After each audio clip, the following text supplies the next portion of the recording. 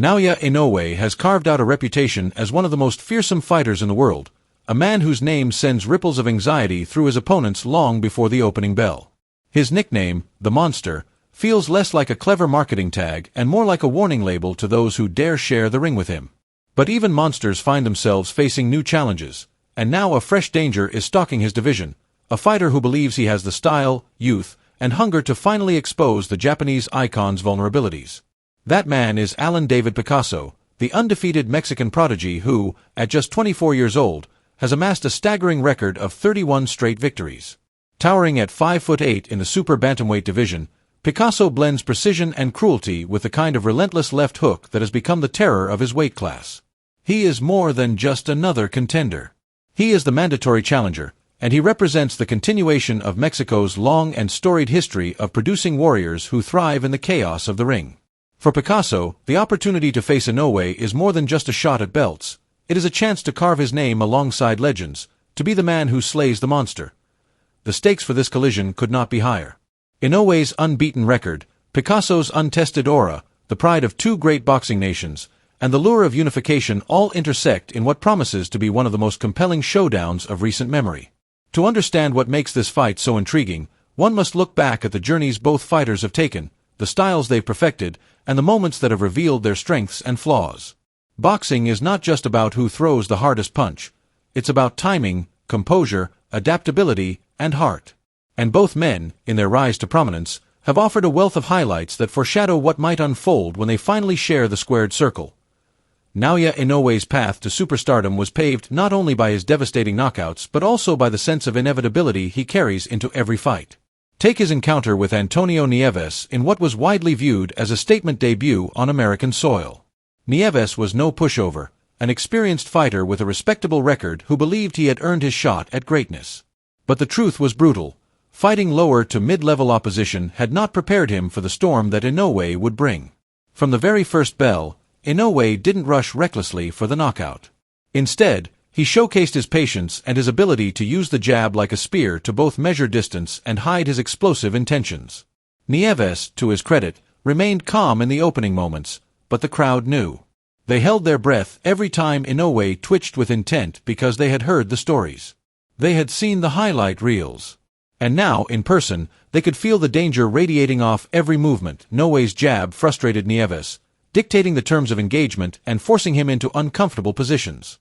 As the rounds wore on, Inoue's composure contrasted with Nieves's mounting desperation. Nieves tried to trade punches, believing he could catch the monster by timing his counters. But that strategy quickly revealed itself as suicide. Inoue's balance, positioning, and accuracy made the exchanges lopsided, and by the third round, Nieves was being schooled. Every attempt to press forward only invited sharp counters. Every defensive shell was pried open by Inoue's varied arsenal. As the fight progressed, Inoue began to dismantle his opponent with clinical efficiency.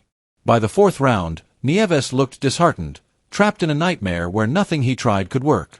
Inoue's jab pierced his guard, his body shots thudded with sickening accuracy, and his confidence grew with each exchange.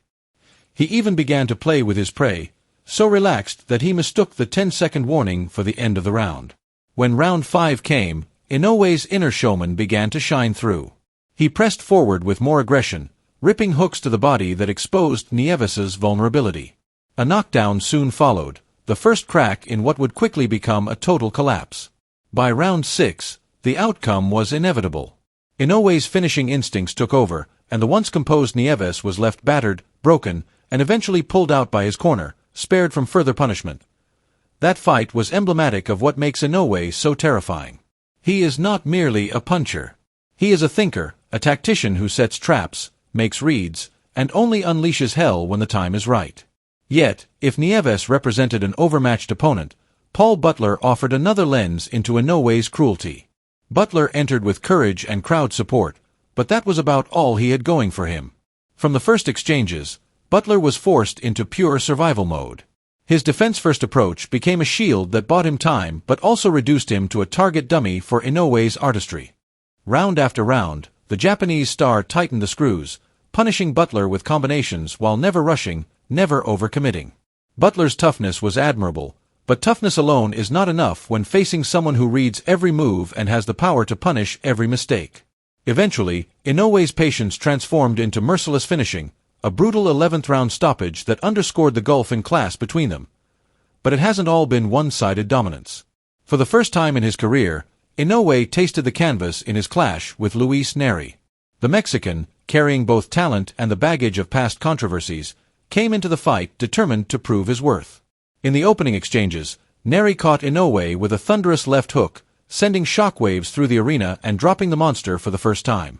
Japanese fans gasped in horror, the aura of invincibility momentarily shattered. Yet what followed revealed perhaps Inoue's most important quality: resilience. Shaken but not broken, he gathered himself, adjusted, and came back with a vengeance. By the very next round, he had scored a knockdown of his own, reasserting control.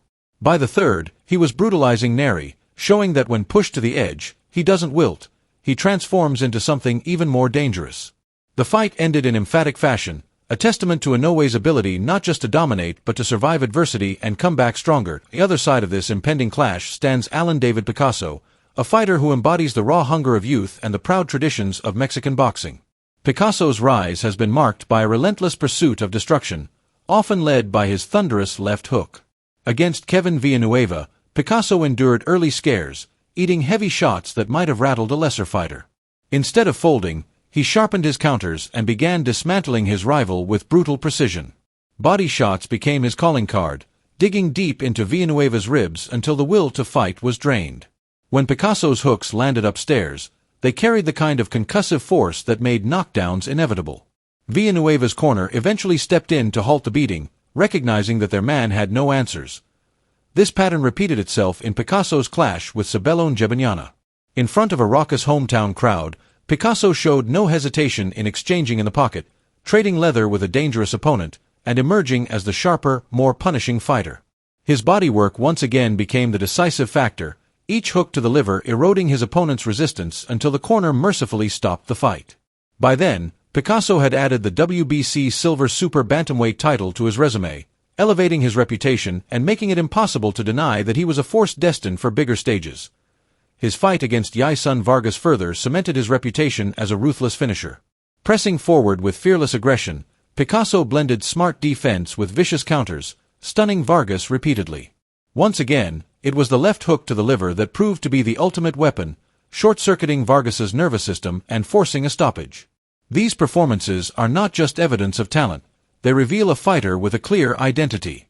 Picasso knows what he does best, and he commits to it with unflinching confidence. He is not merely trying to outpoint his opponents, he is trying to break them. The contrast between Inoue and Picasso is stark yet fascinating. Inoue is surgical, a master of distance, timing, and shot selection. He can box patiently or destroy explosively, often doing both within the same fight. Picasso, meanwhile, thrives in chaos, pushing forward, breaking down his rivals with attrition, and forcing them to submit to his will. The collision of these styles is what makes their matchup so tantalizing. Can Picasso's pressure and left hook break through Inoue's precision and defense? Or will Inoue's timing and accuracy turn Picasso's aggression against him, punishing the young challenger for every mistake? It is also a battle of intangibles. Inoue has fought under the brightest lights, carrying the expectations of a nation, and he has thrived every time, even when faced with adversity. Picasso, though undefeated, has not yet faced a fighter of Inoue's caliber. His dominance against regional opponents has been impressive, but the question lingers. How will he respond when faced with a man who is not only world-class but also one of the greatest of his generation? Will the weight of the moment inspire him to greatness, or will it expose the gaps in his experience? What cannot be denied is that both men carry the pride of their nations into the ring. For Japan, Inoue represents technical brilliance, discipline, and a warrior's spirit honed to perfection. For Mexico, Picasso is the embodiment of grit, heart, and the tradition of body-punching assassins who never back down. Their collision is more than a fight. It is a cultural showdown, a battle between two great schools of boxing thought. When the final bell rings, fans will witness either the continuation of Inoue's reign of terror or the birth of a new era under Picasso. Either way, it will be a fight that defines careers and perhaps even the trajectory of the super bantamweight division for years to come. The monster against the assassin. The established legend against the hungry prodigy. 2 undefeated records on the line, with no room for compromise. This is what boxing is all about.